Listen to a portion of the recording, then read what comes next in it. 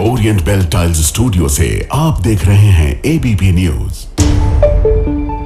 नमस्कार, ABP news पर हाजिर हूं मैं रुमाना इसार खान। चार की चाल देख रहे हैं आप। ये चार की चाल है, सियासत का सवाल है, राजनीति की हर वो चाल जो सियासी चक्रव्यूह को भेदने के लिए बनाई जाती है, उसी को मैं डिकोड करने वाली हूं। सियासी खबरों का सबसे बड़ा जाल, और आज जिन चार बड़ी खबरों पर नजरें हैं। बात बंगाल में दीदी के कुनबे में मची कलह की, रुख करेंगे बिहार का, जहां राबड़ी देवी के बंगले पर सियासी महाभारत छिड़ी हुई है। उधर दक्षिण में सस्पेंस गहराया है, अन्नामलाई मानेंगे या पार्टी से अलग राह चुनेंगे। और इसके साथ ही बात होगी पंजाब की राजनीति में होने वाले एक बहुत बड़े सियासी फेरबदल की।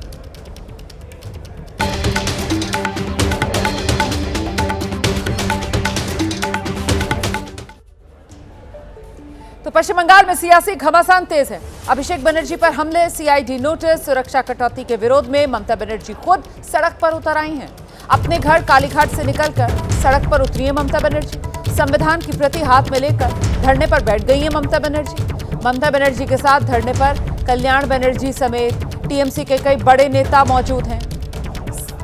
ये सब लोग धरने पर बैठ गए। ममता बनर्जी ने हमला बोला है कि ताकत दिखाकर बीजेपी उन्हें डरा नहीं सकती, वो डरेंगी नहीं, वो झुकेंगी नहीं। ये ममता की हुंकार है। धरने पर बैठी है ममता। तो हाथ में संविधान की प्रति और अपनी पार्टी के सांसदों, अन्य नेताओं के साथ ममता बनर्जी का ये धरना। मेरे को मारा, लेकिन तब भी मैं 3 घंटा लड़ा। उसको बाद मैं देख रहा था, मैं कंप्लेन देने का बाद भी हमारा हॉर्ड एजेंट को मार के भगा दिया। ऐसा 177 कॉन्स्टिट्यूंसी हुआ। और कमीशन उदय फिरे नहीं, उसका परिवार का सब आईएएस है, आईपीएस है, सब यूपी में सबसे अच्छा पोजीशन में है। और आईएएस नहीं, और आईपीएस नहीं है, जो उसका परिवार है, यूपी का जमींदार है। सीधे रुख करेंगे, सहयोगी रूमा पाल इस वक्त हमारे साथ मौजूद हैं और जरा रूमा से ही जान लेते हैं, बीजेपी से सीधी टक्कर के लिए ममता बनर्जी का ये धरना जारी है। रूमा, देखिए, अभी तक ये धरना प्रदर्शन जारी है। दोपहर 2 बजे का समय था और ममता बनर्जी अपने घर आवास से जब निकली तो अचानक ही बीच में रुक गई, क्योंकि BR अम्बेडकर की मूर्ति पर वहां पर उन्होंने माल्यार्पण किया। उसके बाद चली गई वो बिल्कुल महात्मा गांधी वहां उनकी मूर्ति पर माल्यार्पण किया। उसके बाद अभी भी धरना प्रदर्शन जारी है, लेकिन हम देख रहे हैं कल्याण बनर्जी को इस वक्त देख रहे हैं सांसद कुछ कहना चाहते हैं अपने कर्मियों के साथ। देखिए, 4 बजे तक का समय तय किया गया है पुलिस की तरफ से कि 4 बजे तक ही यह धरना प्रदर्शन चल सकता है, उसके बाद नहीं। लेकिन इसके बाद क्या होगा ये देखिए, अब लग रहा है, देखिए यहाँ पर जो आप लोग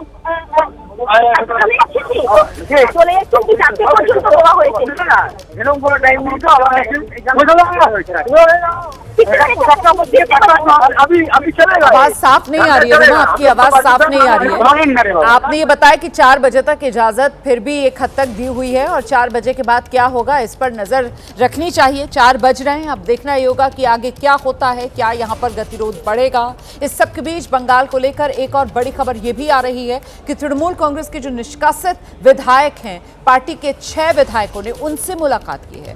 विधायकों ने ये मुलाकात कल की, एक होटल में ये मुलाकात हुई है। दरअसल कल ममता बनर्जी ने अपनी ही पार्टी के 2 विधायक, एक तो ऋतुप्रता बनर्जी और दूसरे संदीपन साहा को टीएमसी से निष्कासित किया। इन दोनों ने फर्जी दस्तखत के आरोप लगाए थे। कई विधायक तृणमूल कांग्रेस के ममता बनर्जी ने जो विधायकों की मीटिंग बुलाई थी उसमें नहीं पहुंचे, लेकिन इनमें से कई विधायक ऐसे जो निष्कासित विधायकों से मुलाकात करने के लिए पहुंच गए। अब राजनीतिक गलियारों में चर्चा यह है कि आखिरकार ये अलग बैठकें क्यों हुई, इसका मतलब क्या है, क्या तृणमूल कांग्रेस टूट की कगार पर है? तो सिग्नेचर विवाद की सीआईडी ने जांच तेज कर दी है। दूसरी तरफ टीएमसी के 13 विधायकों के बयान भी दर्ज कर लिए गए हैं। इस मामले में टीएमसी सांसद अभिषेक बनर्जी को कल सीआईडी ने बुलाया था, लेकिन कल तो वो पेश नहीं हुए। अब 8 जून को फिर से उन्हें पेश होने के लिए बुलाया है। कथित सिग्नेचर घोटाले का ये पूरा विवाद क्या है वो अब मैं आपको बता देती हूँ। दरअसल 13 मई को विधानसभा सचिवालय को टीएमसी की तरफ से चिट्ठी मिली और इस चिट्ठी में जो शोभनदेव चट्टोपाध्याय हैं उनको नेता विपक्ष नियुक्त किया गया था, इसकी जानकारी भेजी गई। अब इसी चिट्ठी पर सांसद अभिषेक बनर्जी के कथित दस्तखत को लेकर विवाद हो गया। विधानसभा सचिवालय ने चिट्ठी वापस भेजी, 80 विधायकों के दस्तखत मांगे गए, मतलब सब विधायकों के दस्तखत मांगे गए। अब ये मामला बढ़ा तो दस्तखत विवाद की जांच सीआईडी को दी गई है। कल इस मामले में 2 विधायकों ने अपने हस्ताक्षर न होकर फर्जी हस्ताक्षर होने की बात भी कर दी, जिसके बाद उन 2 विधायकों को टीएमसी ने पार्टी से निष्कासित कर दिया और इसी के बाद पार्टी में टूट की अटकलों को हवा मिली है। इस बीच टीएमसी में टूट को लेकर पार्टी छोड़ चुके पूर्व प्रवक्ता रिजू दत्ता का बड़ा दावा सामने आ रहा है। रिजू दत्ता कह रहे हैं कि टीएमसी के 50 विधायकों ने अलग बैठक की। ये विधायक टीएमसी के चुनाव चिन्ह पर दावा करना चाहते हैं। रिजू दत्ता का दावा यह है कि मामला सिर्फ टीएमसी में टूट का नहीं है, बल्कि यह मामला टीएमसी पर कब्जे का है। 2 विधायक ऋतुव्रत बंदोपाध्याय और संदीपन शाह ने चिट्ठी लिखा था स्पीकर को कि उनका साइन फॉर्ज किया है, साइन फॉर्जरी हुआ है, और ये सुनने के बाद तृणमूल कांग्रेस ने इन 2 विधायकों को एक्सपेल कर दिया। उसके बाद क्योंकि मैंने भी तृणमूल कांग्रेस किया बहुत साल, मेरे पास ये खबर आया कि, और कुणाल घोष जी जो तृणमूल के विधायक है उन्होंने भी प्रेस में बोला ये कि ऋतुव्रत बंदोपाध्याय के नेतृत्व में दोपहर को करीब 50 तृणमूल कांग्रेस के विधायकों का रूबी के पास एक होटल में मीटिंग हुआ, फोन पे भी बात हुआ, और शाम को एमएलए हॉस्टल में भी बहुत एमएलए के साथ मीटिंग किया है। और आज शायद ये दोपहर को 1 या 2 बजे ये सारे एकजुट होके विधानसभा के स्पीकर के पास जा रहे हैं और ये 3 मेन मुद्दे ये लोग उठा रहे हैं। पहला, हम लोग 2/3 मेजोरिटी हैं, करीब 50 विधायक हम लोग के साथ है, हम ही असली तृणमूल है। दूसरा चीज कि क्योंकि हम असली तृणमूल कांग्रेस हैं तो नेता प्रतिपक्ष ऋतुव्रत बंदोपाध्याय होगा, शोभनदेव चट्टोपाध्याय नहीं। और तीसरा, हम लोग के पास 2/3 मेजोरिटी है तो ये जो घास के ऊपर जोड़ा फूल का जो सिंबल है ये हमारा होना चाहिए। अब टीएमसी में टूट की हवा इसलिए भी है क्योंकि अभिषेक बनर्जी और कल्याण बनर्जी पर हमले के बाद परसों ममता बनर्जी ने पार्टी के विधायकों की बैठक बुलाई थी। आप जानकर हैरान रह जाएंगे कि 80 में से सिर्फ 20 विधायक इस मीटिंग के लिए पहुंचे, 60 विधायक नदारत थे, मतलब पहुंचे ही नहीं। अब ये आंकड़ा हैरान करने वाला है क्योंकि 1-2 विधायकों के टूटने की चर्चा हो ये तो समझ में आ सकता है, पर इतनी बड़ी संख्या में विधायकों का गायब हो जाना शक और सवाल दोनों खड़े करता है, और वो भी तब जब खुद बीजेपी के बड़े नेता दावा कर रहे हैं कि ममता बनर्जी की पार्टी के 50 से ज्यादा विधायक, ममता बनर्जी की पार्टी के 20 से ज्यादा सांसद तृणमूल कांग्रेस छोड़ सकते हैं, बीजेपी में आने के लिए बेचैन हैं, बेताब हैं। हालांकि आज जब बीजेपी के प्रदेश अध्यक्ष समित भट्टाचार्य से सवाल पूछा गया तो उन्होंने तो सिरे से इस संभावना को खारिज कर दिया। उन्होंने कह दिया कि बीजेपी का तृणमूलीकरण नहीं होगा। हमारा टीएमसी के लिए दरवाजा बंद है, किसी को नहीं इंपोर्ट करके हम लोग 207 तक पहुंच गए हैं। जनता टीएमसी का नेताओं को खिलाफ वोट दिया था। हम लोग इस बार जो चुनावी रणनीति तैयार किया था हम लोग एकदम नीचे से किया था, चार्जशीट निकाला वो भी नीचे, हर एमएलए का खिलाफ, लोकल लीडर्स का खिलाफ, जितना एंटी इनकम्बेंसी था उसको लेकर हम लोग जनता के पास गया और नतीजा हम लोगों को मिला। भारतीय जनता पार्टी का तृणमूलाइजेशन नहीं हो सकता। ऐसे में सवाल है टीएमसी में कलह की वजह क्या है और इसका असर आने वाले समय में क्या हो सकता है। क्या चुनावी हार के बाद पार्टी में आंतरिक कलह बढ़ गई है? क्या आपसी कलह ले डूबेगी ममता की पार्टी को?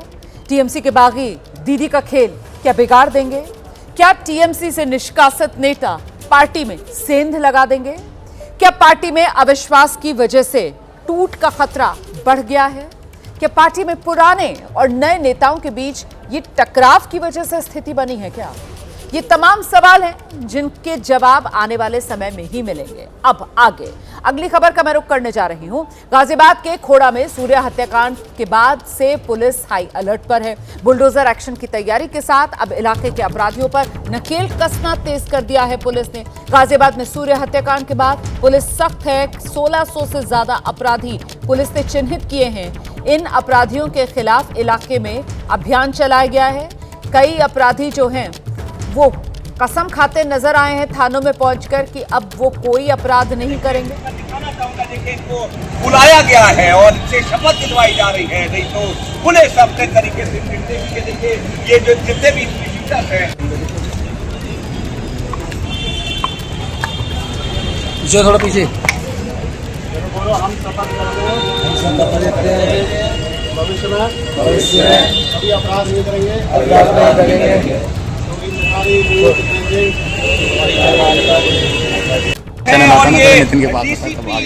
धवल जायसवाल, अमित सक्सेना के नेतृत्व में ये दिखाना चाहूंगा। देखिए इनको बुलाया गया है और इनसे शपथ दिलवाई जा रही है, नहीं तो पुलिस अपने तरीके से देखिए ये जो जितने भी हैं जो थोड़ा पीछे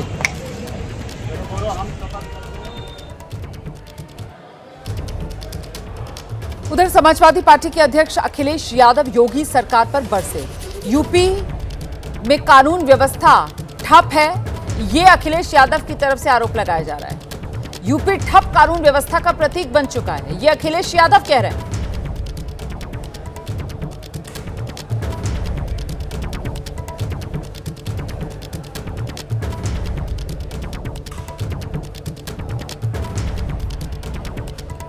इससे पहले हुआ ये कि आज कुशीनगर में प्रदेश के मुख्यमंत्री योगी आदित्यनाथ पहुंचे हुए थे और उन्होंने अखिलेश यादव, समाजवादी पार्टी, सीधा नाम तो नहीं लिया लेकिन पिछली सरकार और जंगल पार्टी कहकर जमकर निशाना साधा है।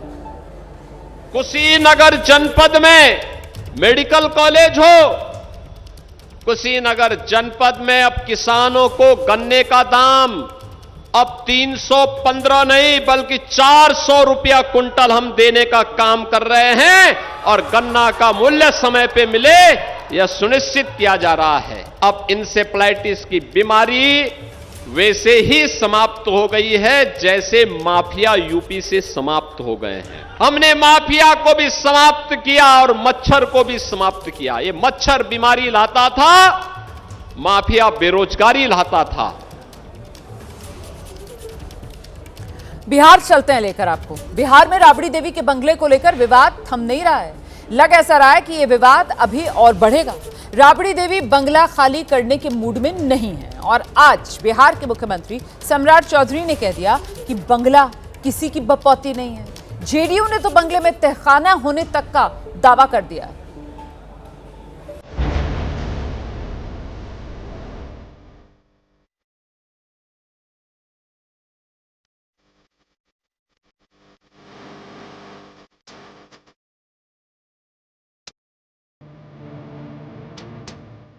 इसी बंगले को लेकर बिहार की सियासत में बवाल मचा हुआ है। सरकार राबड़ी देवी का बंगला खाली कराने में जुटी है, लेकिन राबड़ी देवी और आरजेडी ने मोर्चा खोल रखा है कि बंगला तो खाली नहीं होगा। अब इसको लेकर जेडीयू ने नया आरोप लगा दिया है। दावा किया है कि बंगले में लालू परिवार ने तहखाना बना रखा है, इसलिए खाली नहीं करना चाहते। जेडीयू पुरातत्व विभाग से आवास की खुदाई चाहता है। अब सरकारी संपत्ति पर भी निगाह आ गया। 10 नंबर सर्कुलर रोड को कब्जा करो। कब्जा करने का कारण क्या है मैं नहीं जानता, लेकिन मुझे इस बात की आशंका है, हालांकि अब पुरातत्वविद का सहयोग लेना पड़ेगा सरकार को, कि उसके अंदर खजाना तो नहीं रखे हुए हैं।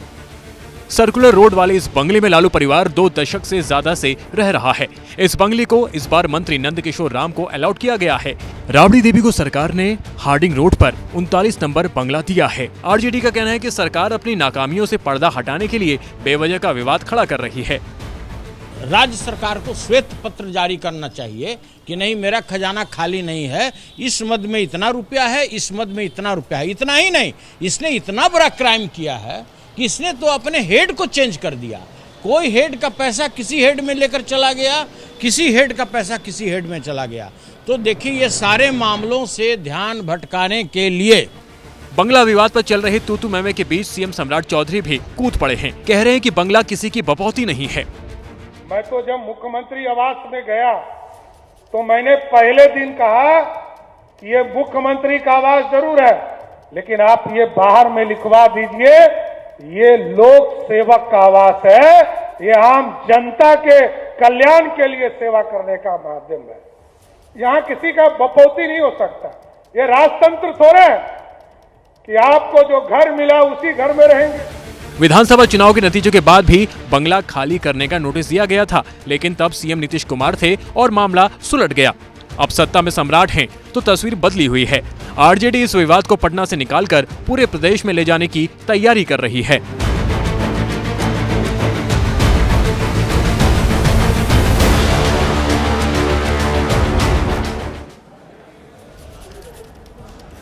इस बीच एक बड़ी खबर मैं आपको बता दूं, पुनर्मूल्यांकन पोर्टल को लेकर सीबीएसई का बड़ा दावा। वेबसाइट पर साइबर हमले की कोशिश हुई है, ये सीबीएसई की तरफ से कहा गया है। ये जो सीबीएसई की वेबसाइट चल नहीं पा रही थी, उसी को लेकर सीबीएसई ने अब ये बड़ी जानकारी दी है। सीबीएसई कह रही है कि वो जो रीवैल्यूएशन पोर्टल था, दरअसल उस पर साइबर अटैक की कोशिश हुई है, वेबसाइट पर साइबर हमले की कोशिश हुई है और इसी वजह से वेबसाइट खुल नहीं रही थी समय से, उसमें दिक्कतें आ रही थी।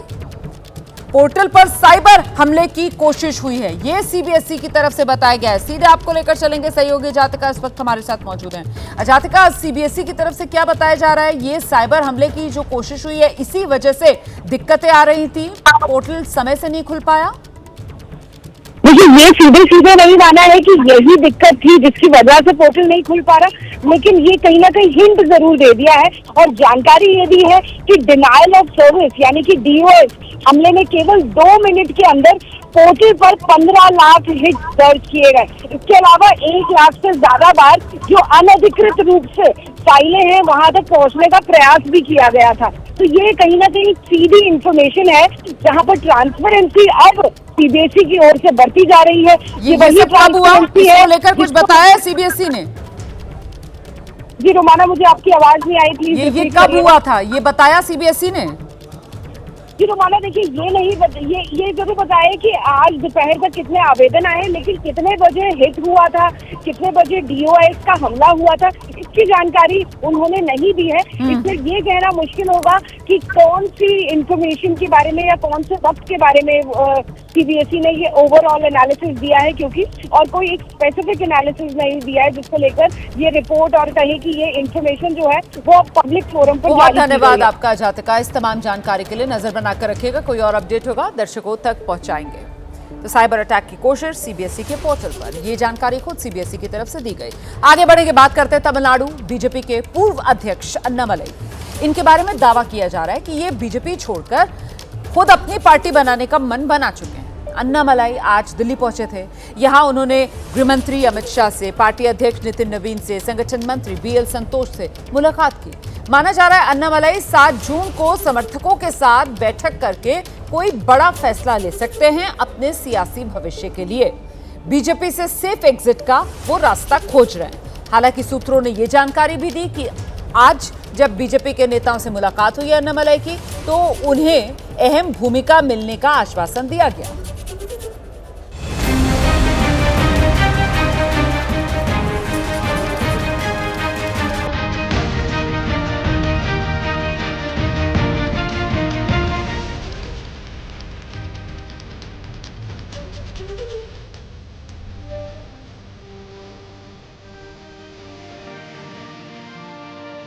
जब आज वो दिल्ली जाने के लिए चेन्नई एयरपोर्ट पहुंचे तो उनकी गाड़ी से बीजेपी का झंडा नदारद दिखा।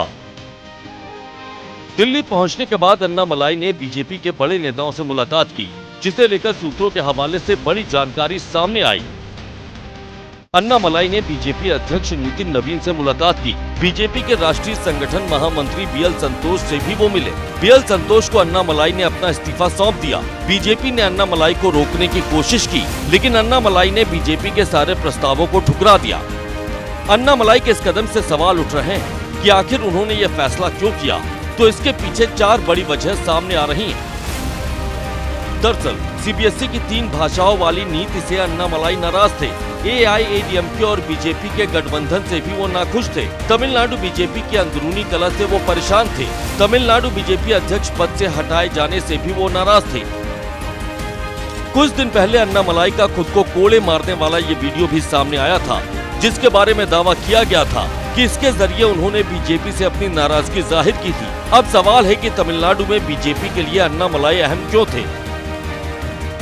दरअसल अन्नामलाई 2011 बैच के कर्नाटक कैडर के आईपीएस थे। 2019 में उन्होंने आईपीएस अधिकारी पद से इस्तीफा दे दिया था।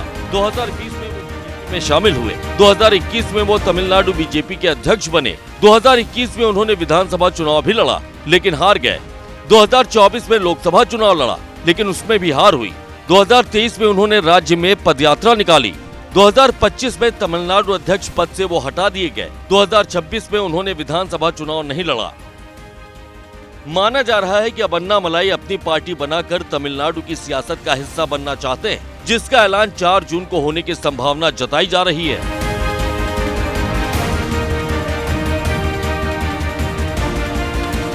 दिल्ली में पानी की किल्लत के सवाल पर भड़क गए मंत्री दिल्ली के प्रवेश वर्मा। एबीपी न्यूज का सवाल था और एबीपी न्यूज के सवाल पर मंत्री प्रवेश वर्मा झल्ला गए।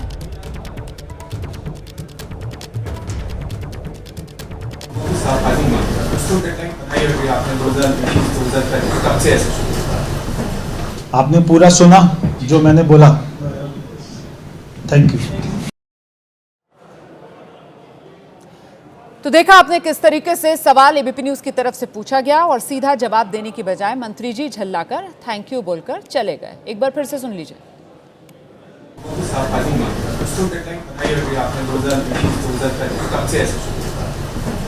आपने पूरा सुना जो मैंने बोला? Thank you.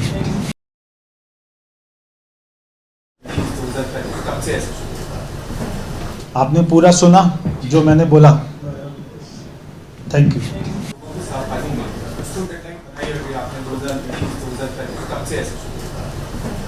आपने पूरा सुना जो मैंने बोला? Thank you.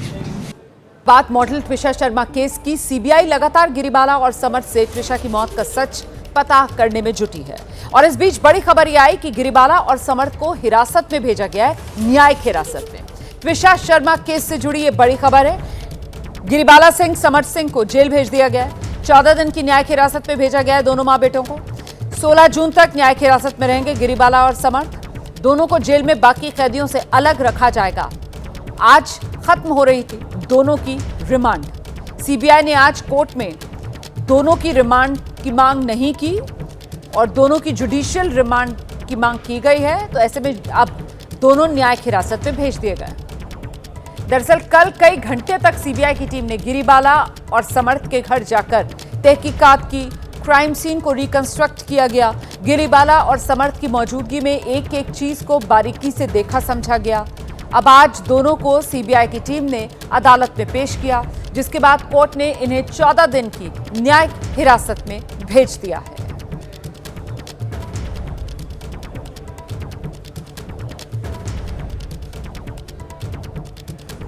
आगे बढ़ेंगे। फिलहाल गिरिबाला और समर्थ को जेल भेजा गया, लेकिन खबर है कि कोर्ट रूम के भीतर गिरिबाला और त्विषा के वकील और मीडिया को लेकर काफी मामला गर्मागर्मी वाली बहस की तरफ बढ़ा। दरअसल कोर्ट रूम में गिरिबाला को गुस्सा आ गया। मीडिया कवरेज पर गिरिबाला ने सवाल उठा दिए। गिरिबाला की तरफ से कहा गया कि जहां हम जा रहे हैं वहां मीडिया आ रही है, मीडिया ट्रायल बंद हो, जान का खतरा है, गिरिबाला ने कहा है। त्विषा के वकील पर समर्थ से मारपीट के आरोप भी लगाए हैं और कोर्ट में खुद अपने केस की पैरवी कर रही हैं गिरिबाला सिंह। पूर्व जज हैं गिरिबाला सिंह। सीधे रुक करेंगे। सहयोगी अंबुज इस वक्त हमारे साथ मौजूद हैं। अंबुज, ये 14 दिन की न्यायिक हिरासत में भेज दिया गया है गिरिबाला और समर्थ को। सीबीआई की तरफ से इनकी रिमांड और बढ़ाने की मांग नहीं की गई? जी देखिए, बिल्कुल 14 दिनों की न्यायिक हिरासत में भेज दिया गया है।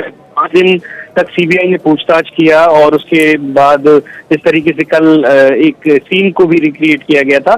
आज सीबीआई ने किसी फर्दर रिमांड की मांग नहीं की थी, लिहाजा कोर्ट ने उन्हें जुडिशियल कस्टडी में मतलब अब समर्थ और गिरिबाला जो हैं वो अपनी बेल एप्लीकेशन लगा पाएंगे? जी बिल्कुल, वो बेल एप्लीकेशन लगा पाएंगे, लेकिन इसमें एक महत्वपूर्ण बात ये है कि सीबीआई बीच में भी इन 16 जून तक, जब तक कि ये रिमांड कस्टडी होगी, बीच में भी सीबीआई चाहे तो वो रिमांड के लिए मांग कर सकती है, ऐसा सीबीआई के वकीलों की तरफ से कोर्ट में कहा गया है। क्योंकि सीबीआई का ये मानना है कि अभी भी कई ऐसे कई लोग हैं जिनको एग्जामिन करना बाकी है, कई सारे पहलू हैं इस केस के, मतलब जिनको अभी भी देखना आगे भी उनसे पूछताछ की जा सकती है सीबीआई की तरफ से। फिलहाल जुडिशियल जो कस्टडी है उसमें भेज दिया गया है गिरिबाला और समर्थ सिंह को। शुक्रिया आपका अंबुज इस जानकारी के लिए। समर्थ और गिरिबाला फिलहाल सलाखों के पीछे ही रहेंगे। सीबीआई ने कोर्ट में दोनों की रिमांड की मांग तो नहीं की, लेकिन ये कहा गया है कि जब जरूरत होगी तब उनसे दोबारा पूछताछ की मांग जो है वो सीबीआई की तरफ से रखी जाएगी। ऐसे में सवाल है कि सीबीआई के सामने त्विषा की मौत का राज खुल चुका है, क्योंकि सीबीआई ने घटना वाले दिन का जो रिक्रिएशन किया गिरिबाला समर्थ से, उस दौरान भी कई सवाल पूछे गए। अहम 10 सवाल अब मैं आपके सामने रखने जा रही हूं। पहला सवाल, त्विषा से पहली मुलाकात कब हुई थी? जवाब दिया, शादी से पहले ही त्विषा से मिली थी। ये गिरिबाला से सवाल पूछा गया था। दूसरा सवाल, दोनों की जाति अलग थी तो फिर किसी परिवार को आपत्ति तो नहीं थी? जवाब मिला, उनके परिवार ने कभी जातिगत भेदभाव नहीं किया। तीसरा सवाल, क्या त्विषा पर गर्भपात कराने का दबाव था? जवाब, त्विषा को बच्चे पसंद थे लेकिन वो मां बनना नहीं चाहती थी। तो इस तरीके की सवालों की एक लंबी फहरिस्त थी जो रखी गई सीबीआई की तरफ से, जिनके जवाब मां और बेटे की तरफ से दिए गए। अब खबर दिल्ली से आ रही है। नाबालिग युवक साई की हत्या को लेकर लोगों में आक्रोश है। इंसाफ के लिए सड़क पर लोग उतर आए हैं। आज साई के परिजनों ने प्रदर्शन किया है, इंसाफ की मांग की है। आपको बता दें, 26 मई को दिल्ली के अमर कॉलोनी में रेस्टोरेंट के बाहर 17 साल के साई को कुछ युवक गोली मारकर फरार हो गए थे। लंबे वक्त से वो अस्पताल में था, कल अस्पताल में उसने दम तोड़ दिया। पुलिस इस मामले में नाबालिग मुख्य आरोपी को पहले ही हिरासत में ले चुकी है। 30 मई की रात में क्राइम ब्रांच ने यश और जय नाम के 2 और आरोपियों की भी गिरफ्तारी की, जबकि एक आरोपी अभी भी फरार बताया जा रहा है। तो साई के लिए इंसाफ की गुहार। देखिए कैसे परिजन सड़कों पर उतरे हुए इंसाफ की मांग कर रहे हैं। रेस्टोरेंट के बाहर गोली मार दी थी साई को।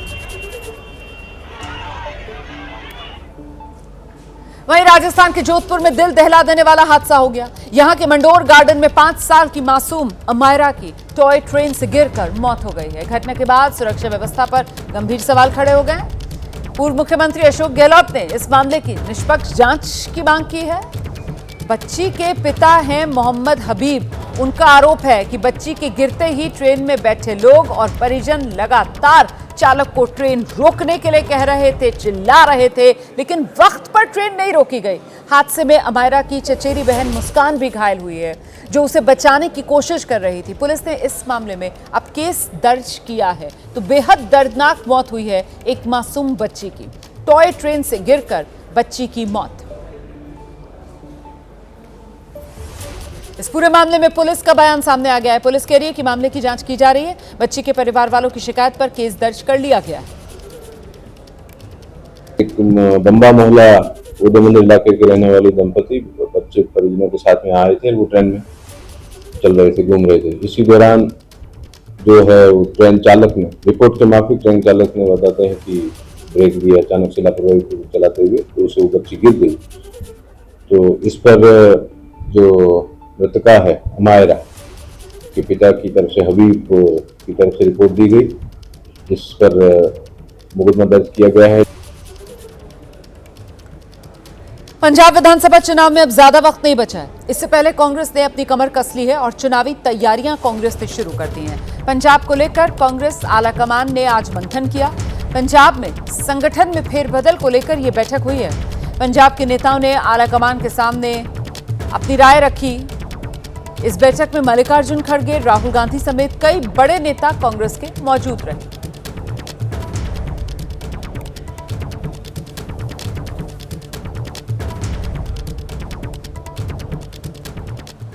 कर्नाटक के मुख्यमंत्री पद की शपथ लेने से पहले डीके शिव कुमार ने नई दिल्ली में कांग्रेस नेता राहुल गांधी से मुलाकात की है। ये बड़ी खबर मिल रही है।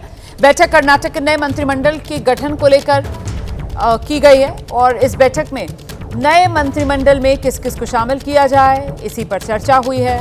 बैठक में राहुल गांधी के साथ मल्लिकार्जुन खड़गे मौजूद रहे। तस्वीर आपके सामने है, सिद्धारमैया इसमें मौजूद रहे। तो कांग्रेस नेतृत्व इस बात का पूरा ध्यान रख रहा है कि अगर सिद्धारमैया ने सीएम की कुर्सी छोड़ी है तो फिर नई सरकार का जब गठन हो तो सिद्धारमैया की पसंद का ख्याल जरूर रखा जाए। और वहीं उत्तर प्रदेश में विधानसभा चुनाव होने में अभी करीब 9 महीने बचे हैं, लेकिन गठबंधन को लेकर सियासी दांवपेच अभी से शुरू हो गए हैं। सूत्रों की माने तो समाजवादी पार्टी और कांग्रेस पार्टी के बीच सीट बंटवारे पर बातचीत शुरू हो गई है। 2027 में होने वाले यूपी विधानसभा चुनाव को लेकर सियासी तैयारियां तेज हो गई हैं। समाजवादी पार्टी और कांग्रेस के बीच सीट बंटवारे को लेकर मंथन भी शुरू हो गया है। सूत्रों के मुताबिक अखिलेश यादव ने अपनी पार्टी के नेताओं, सांसदों और विधायकों से सुझाव मांगे हैं कि उनके जिलों में कांग्रेस को कौन कौन सी सीटें दी जा सकती हैं। सूत्रों की माने तो समाजवादी पार्टी कांग्रेस के लिए करीब 60 से 80 सीटों की सूची तैयार कर रही है, जबकि सभी 403 सीटों पर अपने संभावित उम्मीदवारों की भी पहचान कर रही है। माननीय अखिलेश यादव जी में और आदरणीय एलओपी आदरणीय राहुल जी में ये सब गठबंधन की बातचीत हो चुकी है। जिस दिन हमारे ये दोनों बड़े 1 घंटे के लिए बैठेंगे, उत्तर प्रदेश का फैसला अनाउंस हो जाएगा। ये जो तिकड़म चल रही है, कितनी सीटें होंगी, सवाल सीट का नहीं, सवाल जीत का है। सूत्रों के मुताबिक दोनों दलों का शीर्ष नेतृत्व गठबंधन के पक्ष में है, लेकिन जमीनी स्तर पर कई नेता सीटें कम होने की आशंका के चलते असहज हैं। कांग्रेस की बात करें तो 2012 में कांग्रेस ने 28 सीटें जीती और 11.65% वोट हासिल किए। 2017 विधानसभा चुनाव में कांग्रेस ने 7 सीट जीती और उसे 6.25% वोट मिले, लेकिन 2022 के विधानसभा चुनाव में कांग्रेस महज 2 सीटें ही जीत पाई और वोट प्रतिशत सिमटकर 2.33 रह गया। कांग्रेस जीतने लायक सीटों पर जोर दे रही है और चाहती है कि उसे सामाजिक समीकरण के लिहाज से मजबूत सीटें मिलें। ऐसे में यही मुद्दा सीट बंटवारे में सबसे बड़ा विवाद बन सकता है।